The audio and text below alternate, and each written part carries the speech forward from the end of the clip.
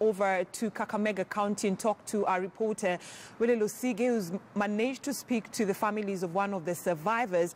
Lusige, good morning. Kindly bring us up to date.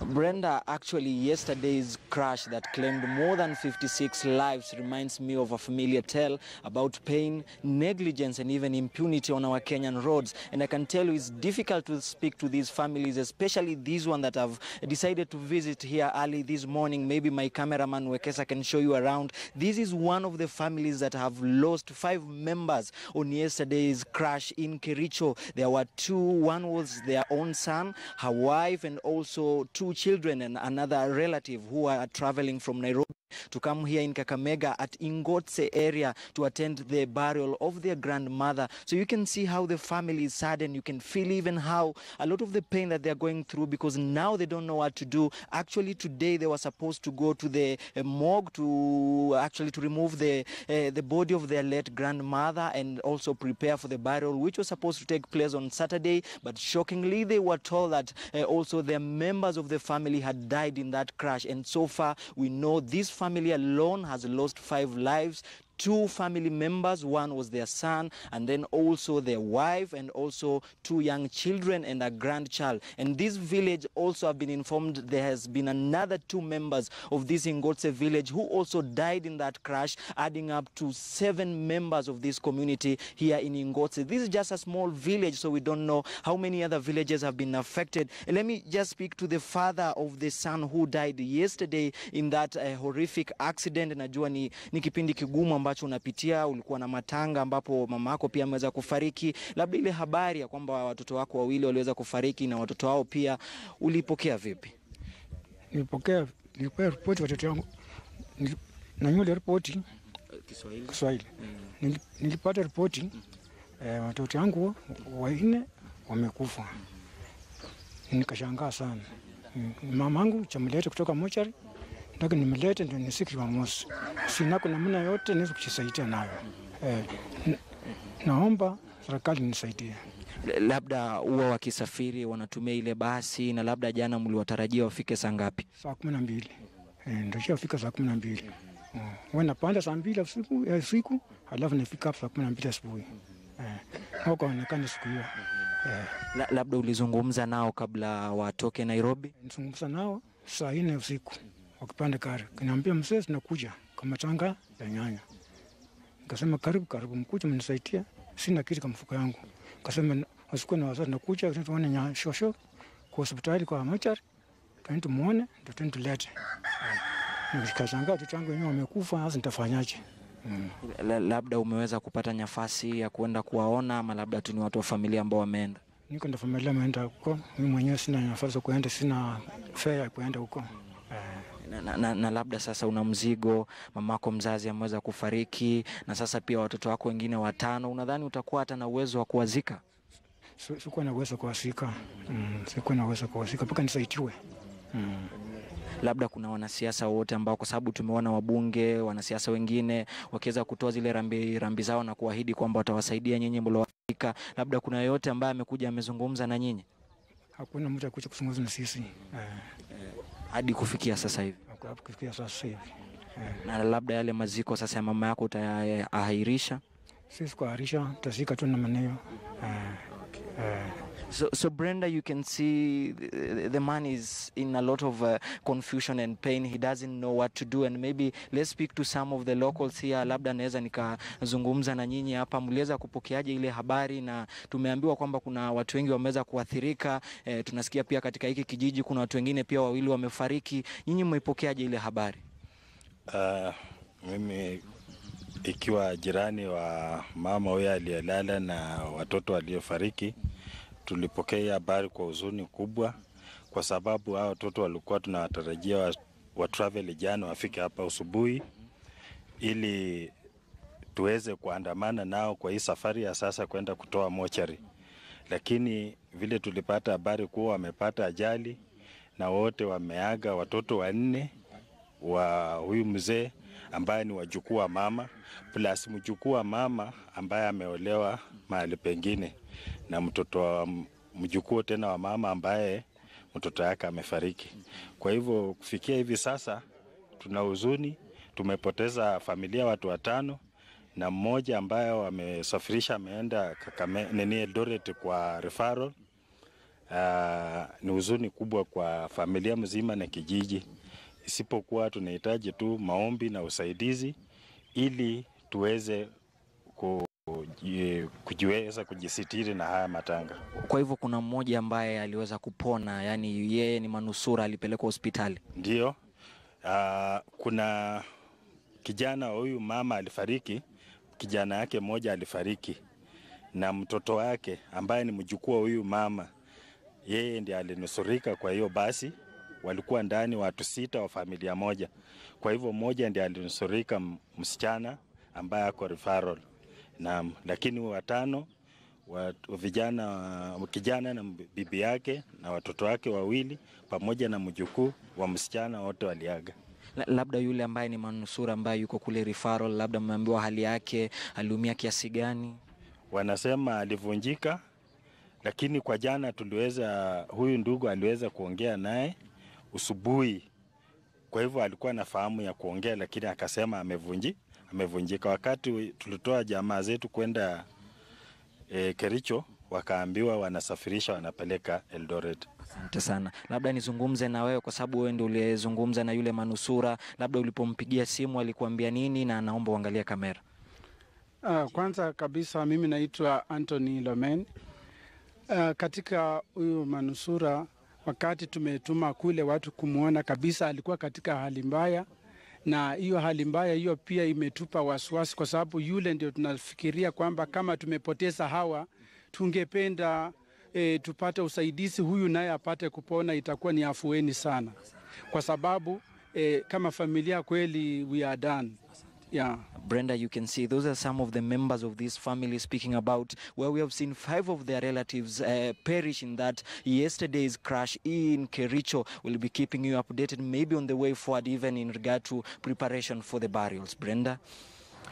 Thank you so much, Willie Lusige. That is the Kakamega reporter, Willie Lusige, talking to family members who've lost at least 5 people following the tragic road accident that happened yesterday, and having only 1 family member who survived. Remember, the family members was expected to attend a burial of their mother. Now, we are lucky to be alive. That is the message by survivors in the ill-fated bus crash. Our reporter, Kevin Ogutu, caught up with 52-year-old Joseph Opondo, one of the survivors, and now brings us his story. A mangled wreckage, a far cry from the bus that left Nairobi at midnight. Pictures disturbing, making it plain that probably nobody survived. But no, there were survivors, and they are happy to have survived the crash. The nearby Fort Tenan Sub-County Hospital, given its proximity to the accident scene, being home to the critically injured before they could be treated and referred, and only for those who arrived alive. Here, Joseph Opondo, who was on his way to Vihiga aboard the ill-fated bus, is recuperating. He says the bus left Nairobi at midnight. Lakini vile limekuwa na maneno mengi, imerudi kutoka Kangemi, not Kangemi, kutoka Westland, imerudi Nairobi kujaza abiria wale walikuwa kwa gari nyingine na wakauziwa. Sasa wamerundika watu hapo. Though the police had indicated that there were 52 passengers aboard the bus, Opondo's statistics are scary. Magreti ya soda ndio ilipangwa kwa hiyo corridor ya hiyo gari. Watu wakakalia na wengine wakasimama bado. Sasa mlikuwa zaidi ya 50. Zaidi ya 60. Yeah. About 70. He claimed that the staff at the ill-fated bus were arrogant and ready to pick a fight with anyone who will challenge their idea of accepting excess passengers on board, an indication that all was not well right from the start. Na watu wanakomplain, wanalia, na hakuna mtu sasa anakomplain. Sasa ni gari inaenda namna hii inayumba kwa barabara. Hata sasa tukashindwa ni nini. Na kabla tufikirie maneno ya sasa ndio tunaangamia, ndio hiyo. Kevin Ogutu, KTN News. The human rights activist Okiya Omtatah early in the year moved to court to block the night travel ban imposed on long-distance drivers following the mega accident that left 40 people dead. In an application, Omtatah argued that the ban was discriminatory and affected long-distance drivers. That story, I'd like us to have a look at the chronology of events that led to the ban of night travel.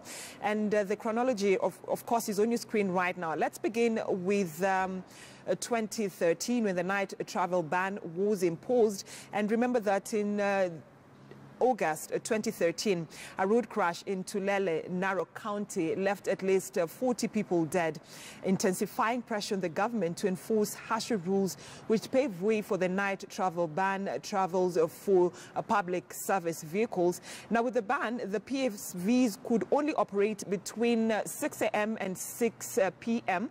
and had to fulfill certain conditions to get licenses permitting them to travel at night. So the travel night ban was imposed in August 2013 following the death of 40 people during a road crash, in Tulele, Narok County. Let's cross over to 2014. Now, in 2014, High Court Judge, that is George Odunga, ruled that a total ban on night transport was illegal as it went against Kenya's right to freedom of movement. The then Transport Cabinet Secretary, that is Michael Kamau, on the 9th of June 2014, went ahead to lift the ban for 7 companies. Among them, that was Easy Coach Bus, and this follows the decision by the ruling by High Court Judge, that is George Odunga, to rule that the night travel, the ban on night transport was illegal and it went against Kenya's right to freedom of movement. Let's cross over from 2014. Let's go to December 2017. After the December 2017 accident that left at least 36 people dead in Megania, Salga, NTSA, that is the National Transport and Safety Authority, introduced the night travel ban requiring PSVs to operate between 6 a.m. and 7 p.m. and not as earlier they had indicated from 6 a.m. to 6 p.m. And then now, this year, January 2018, activist Okiya Omtatah moved to court to challenge the ban, and Justice Chacha Mwita temporarily suspended the ban after Okiya Omtatah moved to court, arguing that the ban violated the law. And in February, the ban was selectively revoked, indicated by the safety and compliance record of PSV's and PSV's company. And on that note, I'd like us now to talk to Okiya Omtatah, who's now joining us by way of phone to update us on the night travel ban case and why he feels it should be implemented. Mr. Omtatah, thank you so much for joining us here on KTN News Center. And it is a sad incident, what happened yesterday, and this comes after you went to court, actually asking the court to lift the ban on the night travel. What do you have to say about this? First of all, I think your interview is misplaced and unhinged, because the impression you are trying to create is that this bus crashed because it was traveling at night. That's a very, very misplaced assessment of the situation. And so the issue is that this bus crashed because there was a fatigued driver, there was an overaged driver who should not be doing this kind of roads. Even the number of deaths are as a result of the very, very poor safety factor on the body of that vehicle. But by the way, I'm an automotive engineer. That's my profession. I'm an automotive engineer. And if you look at the factor of safety of that bus, it's basically not there. It was basically, so you find that there are so many factors on our roads that need to be addressed that you cannot be hiding in excuses. And also the other thing is that if you want to ban night travel, the procedure is go to Parliament, move a bill. That's what Article 24 requires. And then just try it, and Parliament can impose those restrictions on the right to movement at night. It cannot be done through administrative fiat. Mr. Omtatah, as much as you're saying that the accident was due to some mechanical problem, the fact is that the bus was traveling at night. The accident happened at exactly how many buses traveled at night that day? Mr. Omtatah, kindly wait for me to finish my question, please.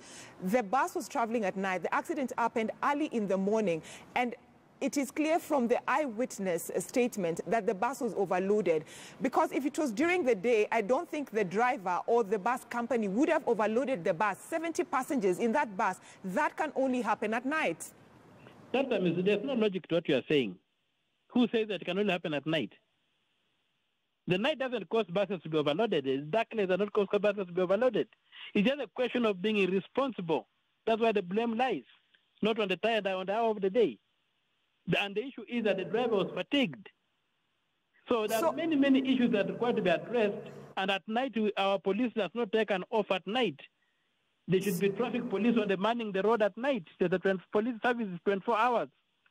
So there are so many factors that went wrong that culminated in that. So you cannot say that because the bus was traveling at night, therefore the accident. That's the same argument that Trump is advancing in America, but because somebody with a foreigner has committed a crime, that if this foreigner had not been here, the crime would not have been committed.